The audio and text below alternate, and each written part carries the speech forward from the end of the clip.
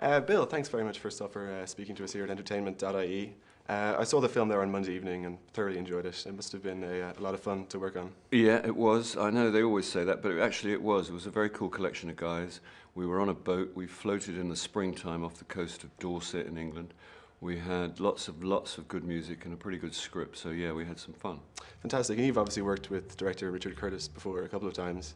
And in fact, we won a BAFTA last time, I believe. I did.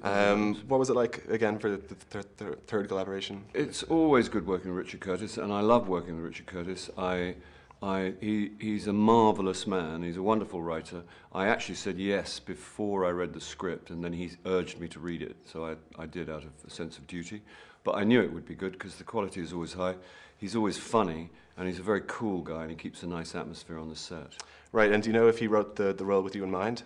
Apparently, so he told other people, yeah, no, I think he did probably think, because we've worked together before and we get along. And and if you get a Richard Curtis script, it's a good day anyway. Yeah. And if he wrote the part for you, then it's Christmas. Even better, even better. And I believe you lived pretty close to him as well. So was there ever a case of him sort of hassling you down in the No, somebody else. That's not true, actually. No, really. Not. No, somebody else asked me that. I think that's a little thing that's slipped in somewhere. Yeah, we're not on neighbors. the internet, the bastion of truth and light. Well, quite. Okay, if you can tell us a little bit about your character in the film. You play Quentin, the sort of patriarchal character on the ship. Yeah, Quentin. I'm not very big on backstory and stuff like that. But Richard and I did speculate that he obviously comes from a pretty old and traditional English family, and it's possible that he nicked a Canaletto from the family stately home to pay for the boat.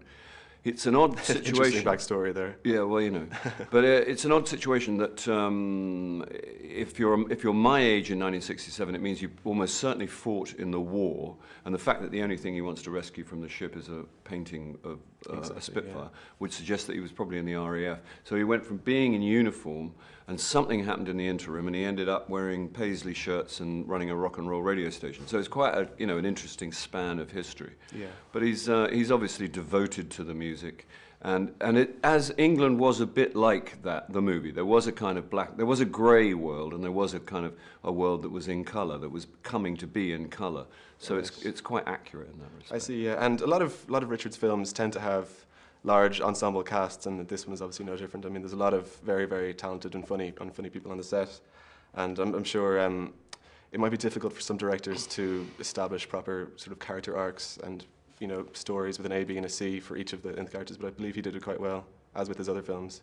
And was it ever an issue with yourself or with the other cast about trying to have more focus on their own specific character? No, one of the things that was that distinguished the set was that there was a complete absence of careerism, and there was no elbowing each other out of the way to get to the camera. They're classy guys, and they're very, very good. They're comic assassins. They don't need to do that kind of stuff to get ahead. And Richard also creates an atmosphere which doesn't really include any kind of static full behaviour.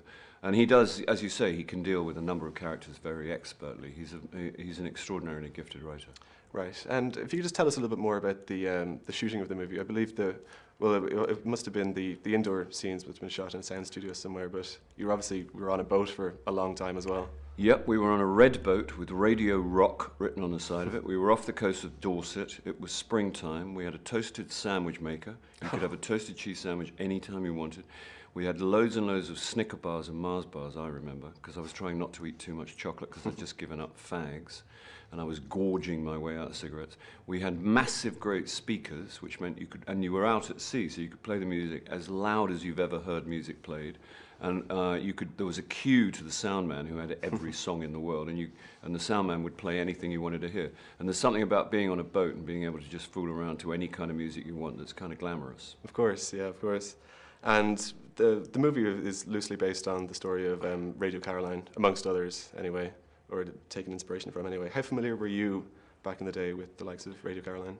Like everybody knew about Radio Caroline. Radio Caroline, it's difficult to explain how it was a really big deal because you really did go from nothing to everything. You couldn't hear any of the new music. You could only hear your mum and dad's music, which was basically men and women singing in evening wear about the stars or the moon, and then cut 18 months later to Jimi Hendrix burning his guitar. You know, it was a radical shift, a shift that will never be required again, I don't think. There were also, just to keep everything square, there was some appalling records made in that time as well, just like always, you know what I mean? But there were also some, you know, and it was and 1967, I think, is Richard's favourite year, and it was a pretty good year, and you've got the Stones and the Kinks and the Small Faces and the Who and Tamla Motown and soul music, and they're all pretty good records. So, and some of the script was actually written because he wanted to include certain songs. There's a girl in it called Eleanor because there's a song by the Turtles called Eleanor, and he wanted it in the movie. There's a song called So Long Marianne by Leonard Cohen because rather there's a character called Marianne because there's a song by Leonard Cohen. So some of it was actually written around the numbers. I see, yeah, because around 64, I believe, was when Caroline first went to the air, or 64, 65, something like that. So that was a time when there was a huge sort of societal shift amongst things, like you mentioned, people, you know, singing about the moon and the stars and things like that, and all of a sudden there's Jimmy burning his guitar. Yeah. So, and in the start of the film, it also says that BBC were playing something like 45 minutes a day of pop music and rock and roll like that. So, something like this was very crucial for I think, at least British society to step forward a little bit and to express themselves. Yeah, it was very big. It was a big deal. 22 million people or something in that region tuned in every day. In other words, everybody under 20 in the whole of the United Kingdom, virtually. Of course, yeah. Because suddenly you could get a signal and suddenly you could hear it all. And it did kind of reflect a feeling of change. I don't have any particular nostalgia for this period. I mean, the fact that it's called the swinging 60s, it swung. You know, there were good days and bad days, and some people I expect were swinging somewhere. I didn't move in the swinging circles personally. I should imagine it's a bit like when people refer to the roaring 20s. I don't suppose many people actually roared. Yeah. But you know, and it was. But there was some great music, and there was revolution in the air. It didn't, and then we got Richard Nixon and Margaret Thatcher, so that put paid to that. The film it's pretty much based within the framework of reality. I mean, it's a fictional piece, but it's inspired by. Did you take any inspiration from any particular people for the role you played, or did you just invent this character? I don't know what happens really. I didn't take any particular inspiration from any individuals. It's just a general feel. I'm not very big on research of that kind or character research. I just whatever information I need is generally in the script, certainly if it's one of Richard's. Yeah. And I just try and tell the story as best I can. I see. And because I could tell that there was perhaps a couple of characters that were more, you know, based on an actual historical figure, such as maybe Philip Seymour Hoffman's character was based on a fellow called Emperor Roscoe, who was a big DJ on Caroline back in the day. So, and I think John Peel was a little bit of inspiration for Rhys Ifans' character, well, at least elements of John Peel, because he was the DJ who sort of left Caroline and went off to America and then came back again, and so perhaps that's where Richard saw the inspiration from. Now, moving on, just with yourself, what can we see coming up from you in the future? The next thing you can see me in is a guinea pig movie. A guinea pig movie? Yeah, a $150 million guinea pig movie. Jerry Bruckheimer has a thing called G-Force. Nothing stands between the world and total destruction except 2 guinea pigs, a hamster, a mole, and a fly. Okay. And check it out. I'm trying to keep my profile with the under 9s lively. The important demographic. I'm pretty big with them already, obviously, with the squid, and I'm a vampire, generally speaking. Before you ask, I'm not one of the guinea pigs. Penelope Cruz voices the female guinea pig. Nicolas Cage is the mole.